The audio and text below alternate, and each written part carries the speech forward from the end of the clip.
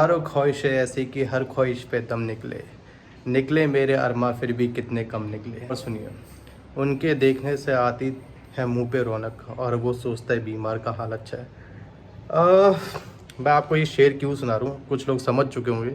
ये मिर्ज़ा गालिब के शेर हैं। मिर्ज़ा गालिब उर्दू और फ़ारसी के महान शायर रहे हैं।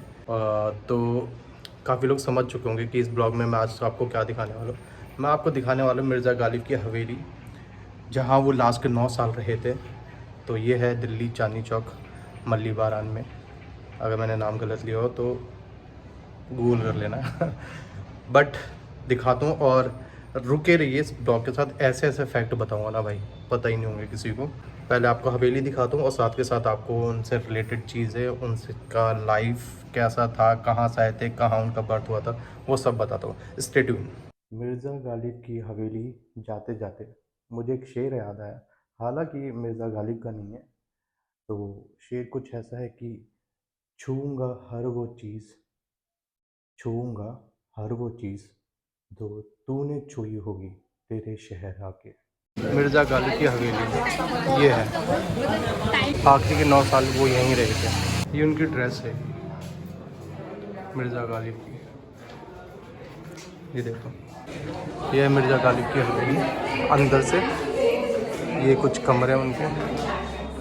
तो ये वो किताब है आज तक रखी हुई है जिस पे उन्होंने अपनी पोयम लिखी थी। उर्दू और फ़ारसी के महान शायर थे। तो ये उनकी वो किताब है।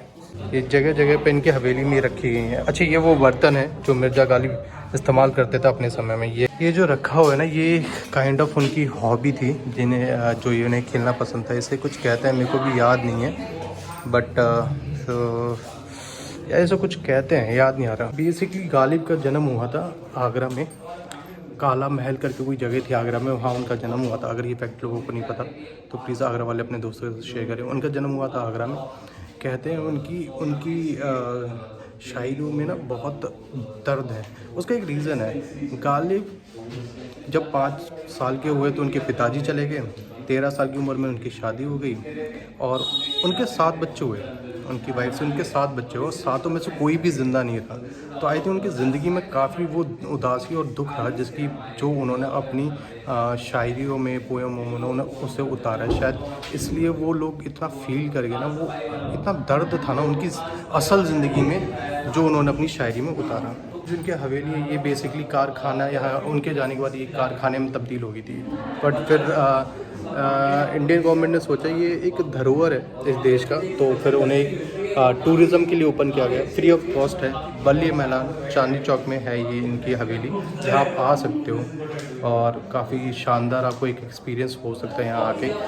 यही था गालिब से रिलेटेड फैक्ट कि वो आगरा में पैदा हुए थे और 13 साल की उम्र में यहाँ आ गए थे। 5 साल की उम्र में उनके पिताजी चले गए थे।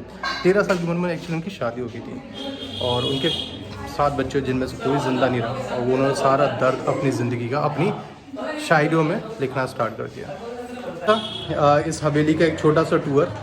फ़ारसी और उर्दू के महान शायर मिर्ज़ा गालिब, यहाँ वो आखिरी 9 साल रहे थे इस हवेली में। तो मैं दिखाना चाह रहा था आपको। एक अनोखा एक्सपीरियंस है। आप यहाँ आओगे, यहाँ पे आपको लोग मिलेंगे, कोई एंट्री का कॉस्ट नहीं है। Must visit place. अगर आप चांदनी चौक आए हो तो यहाँ ज़रूर आइए। और अगर आपको मेरे ब्लॉग अच्छे लग रहे हो तो thank you so much. Please like, share and subscribe with your friends. Bye bye, take care. मिलते हैं किसी और दूसरे ब्लॉग में। Bye bye.